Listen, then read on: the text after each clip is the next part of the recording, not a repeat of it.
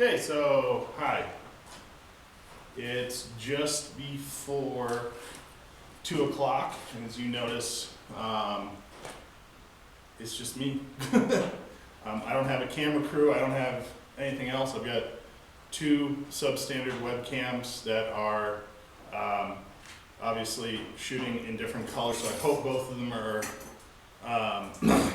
projecting adequately. So welcome to my shop. We built this place about 9 years ago. It's got, right now, this is an operationally, I've got about 30 by 20 feet here, and I'm probably about 4 months away from finishing up a machine shop on the other side of that, on the other side of that wall. So hopefully, I'll like duck off screen kind of. So today, what we're going to be doing is going over, I guess it's 1:59, I'll wait one more minute. But today's deal is we're going to be going over MIG welding, which is an acronym. It stands for, depending on who you ask, metal, inert gas, or machine inert gas. The reason for either is that, one, you're welding metal. The other thing is, let's see how this works. Okay, the machine that we use actually is a feed process using this guy. So this is a MIG welder. That MIG welder is probably, so I've had it since 2005, 2004, and it was old when I picked it up. Funny story about it is I got it for free. They thought it needed $500 worth of parts. It needed 3, so I got an awesome deal on it. And I tell the story of that when I got out of high school, what I did was any of the graduation money that I got, I put into welders, which were this guy and that guy, and there's another welder currently out in the back of my truck. And I still, many years later, keep making money with them. And I've worked on honing my skills as much as I can. So, cool. So here's what we're gonna do today. So, MIG welding. This process is one that essentially is used for mass production. In some cases, in other cases, it's used for more precise things that don't necessarily require as much skill as TIG welding, which is one of the other videos I did a little while ago. And the skill thing is questionable because I can teach someone to MIG weld in an hour. It will take them a lifetime to really master it. It gets knocked on a lot because what happens is it's one of those processes that gets a bad name because it is so easy, anyone can do it, but it is a vital part of learning how to weld and the welding ecosystem overall. With that, so where to begin? So kind of the beginning is, I like going back to these things. So this is just a little propane torch. This is not welding. This is soldering. I like bringing it up because flames are cool, but they're useful.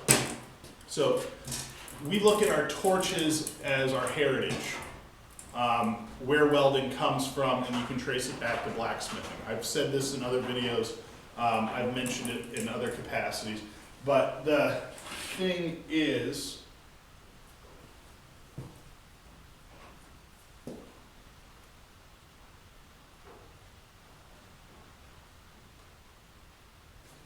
I just moved.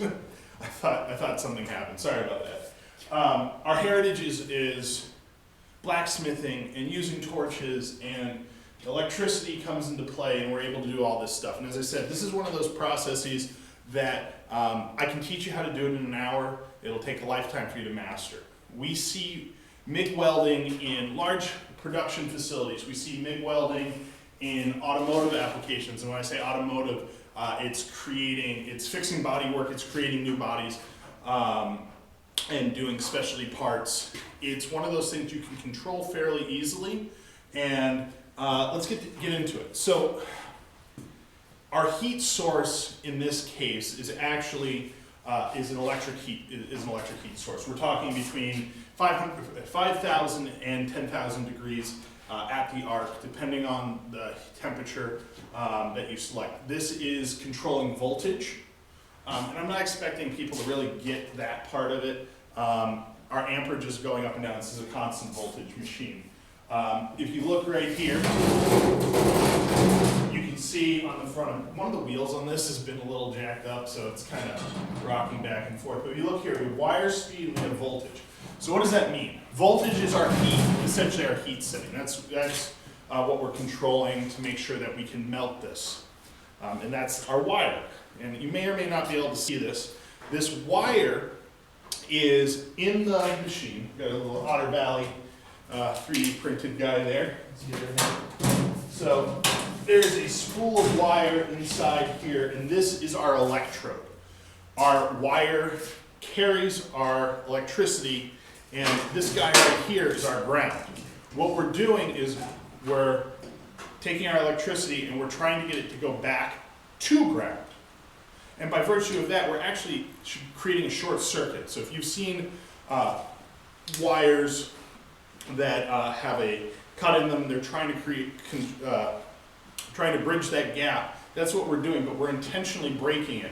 And by virtue of that, this is where energy and heat and everything kind of come into play.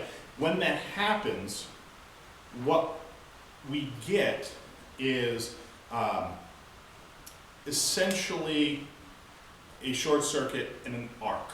That arc is that electricity trying to bridge that gap, and it gets really hot.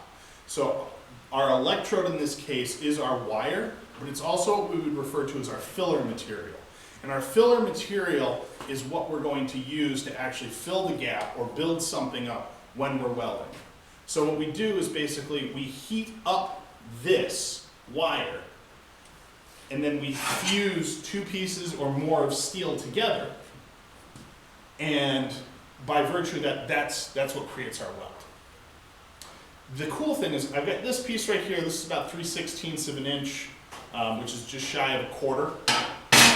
I also have some 18 gauge steel here. It will weld both of them easily with just a turn of that knob. But I'm going to show you a little bit about this machine first. First off, turn on. Gets turned off. I'm going to throw my safety glasses on after I wipe them off of the rain. We got a bunch of people commenting here. Interesting. So anyway, safety glasses. So a couple things. This MIG wire right here, this spool, you pull the trigger and it moves. I can touch this. This is inert. If I come over here, I'm going to move a couple things so I don't ruin my grinder or my mouse. I come over here. This is my ground clamp. This is a metal table. Basically what I'm doing is grounding this table. This table allows for the electricity to flow through because metal is a conductor. So I come over here, you can see that. What I just did there is I broke that circuit. And basically, these pliers, I love these pliers. These are MIG pliers or welding pliers. They're specifically for this. And I'll break this down real quick. This is a nozzle. This helps direct the gas. Because what happens is around that arc, we don't want ambient oxygen, which is in the air. We actually use a gas called weld mix. This gas is a argon CO2 mix.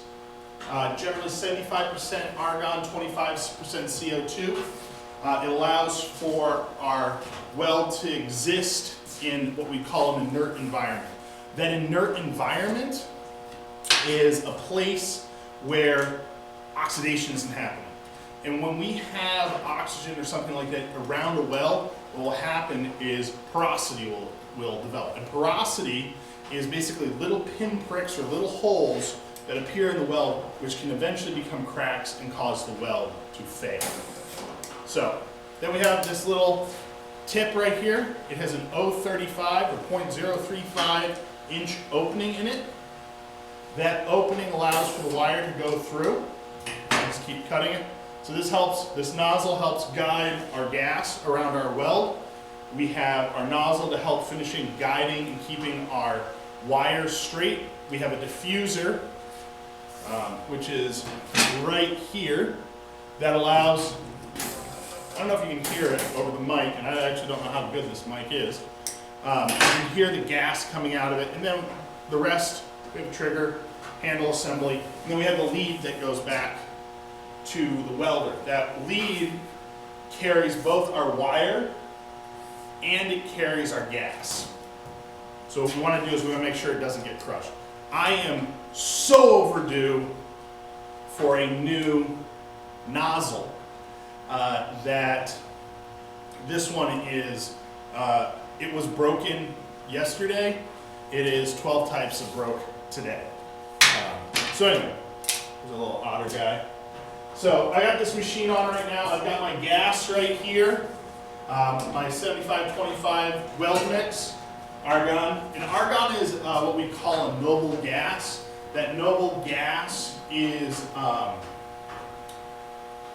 essentially creating an environment where things can't react, so an inert environment. Okay, so here our wire goes through a drive wheel setup. The drive wheel setup actually pulls it around and feeds it. This spool right here, just to give you perspective, this is a spool of ER70S-6, which means probably very little to most people, but to me, what that says is it's an electrode rod or an electrode wire.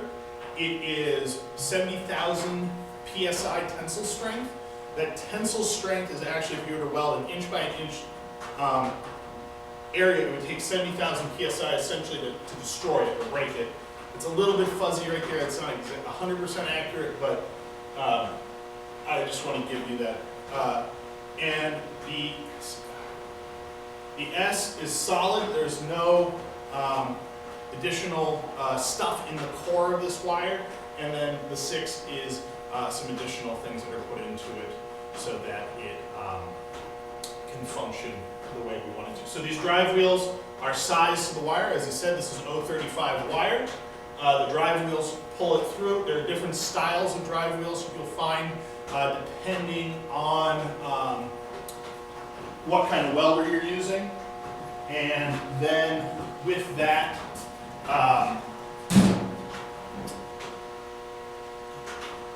that dictates some of the other materials that you can use. Okay, so what everyone wants to see, and I'm going to take my phone out of my pocket so it doesn't get destroyed. I'm going to get rid of some of this wire that I got hanging around right here.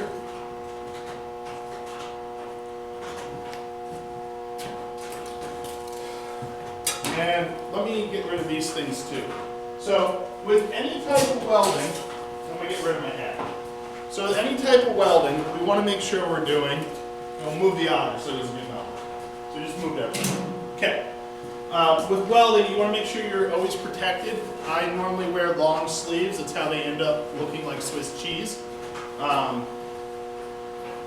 Because we're doing this during any time of the year, from winter to spring to summer. So it gets hot, so we'll end up wearing different types of clothing. So this is a welding coat.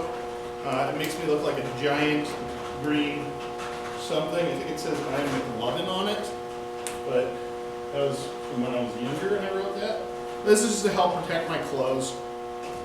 So I'll normally wear some type of head covering as well, but right now we're just going to go with this. So gloves are also an important thing. These guys, like the tip of this welder, also need to be replaced, but they will protect me. So here's another tip taken out. You probably can't really see that, so I'll move it over here. So with welding, what we're trying to do is we're trying to fuse two pieces of metal. For example here, so this is about 3/16 of an inch. I'm going to run about 24 volts, and then wire speed is measured in inches per minute. So what I'm going to do, let me just double check to make sure you can see that okay. Yeah, cool. Giant head in the camera. So what I'm going to do is, I think you can see that okay. Yeah, I'll push it forward just a little bit. So what I'm going to do is just run a little bead here. A bead is basically our smallest irreducible unit with welded. No, actually, I take that back. Our tack is our smallest unit. A bead is basically a small weld or even a longer weld, and that's the unit that we measure. Not explicitly, not like, oh, a bead is 17 inches long. No, and it's just kind of the configuration that when you weld, the weld takes. So I'm just going to do a little one right here. This is an auto dart helmet, and which means that I can put it down. I can still see it when I strike an arc, which I hope I don't destroy the camera or the computer. What will happen is I'll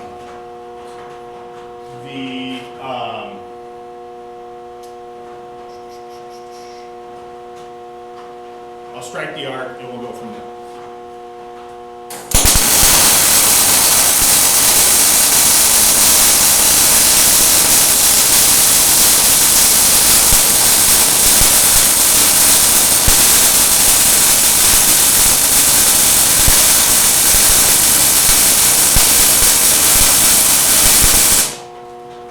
Alright, so what I did here, probably just a hair cold, but it's okay. So I'm just going to pop right in here. So this is a weld bead that I just did. What happened was, so right now I don't have anything on the back side. I would be looking for something on the back side if this was a weld that was going to go out into the world. But right now I'm just demoing it. This weld is probably just a touch cold, even though we were at probably about 6,500 degrees while doing that. What I mean by cold is that I've either got too much wire or not enough heat, or the material is absorbing too much. And that's one of the things, is this is a cold piece of steel.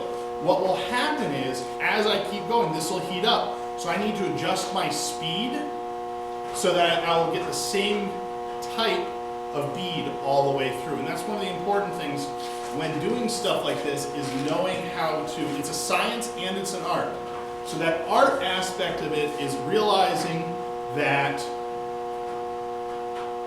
you are manipulating it, and your eyes and your brain and your hand are all working together to make sure it's the same and uniform. But the science part of it is, okay, this material will break at this side, at this at these different pressures or forces, and things like that.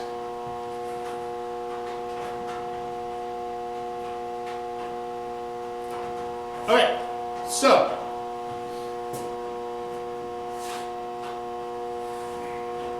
the other thing is, so I said that stuff right there. So I'm going to turn this down a little bit. I can weld a piece of steel that is much, much thinner. And these are just two scrap pieces, so they may not fit together perfectly. There's a little bit of rust on them. So I would prep these a lot differently if I was going to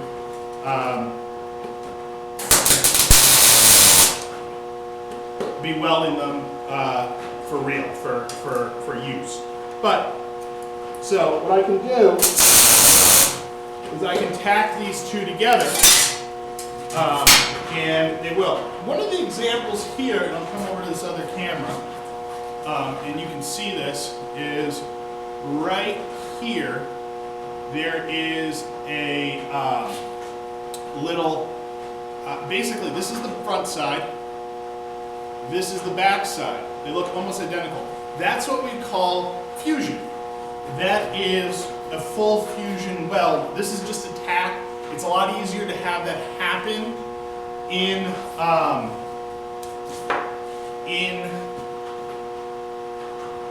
thinner material, but that's what we'd be looking for. We want consistency throughout. So the way I would weld this, I wouldn't weld this straight like this. I'd actually do a series of tacks, which I'll show you right now.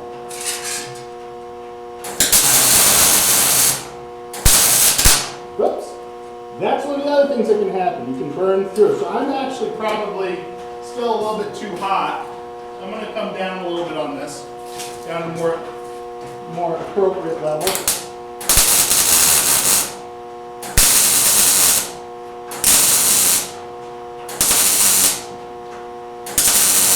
You can see I paused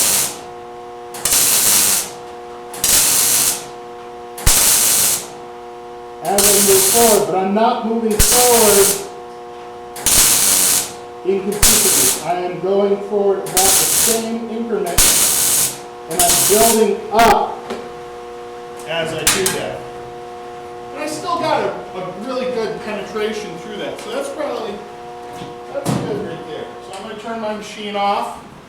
I'll show you this weld. So I'm going to turn my gas off. So you can see the weld's right there, and then that's the back side, and it looks the same. So I just demonstrated MIG welding. It's a versatile process, it's a fast process, it's easy to learn, but the thing is, as I said, it takes a while to perfect.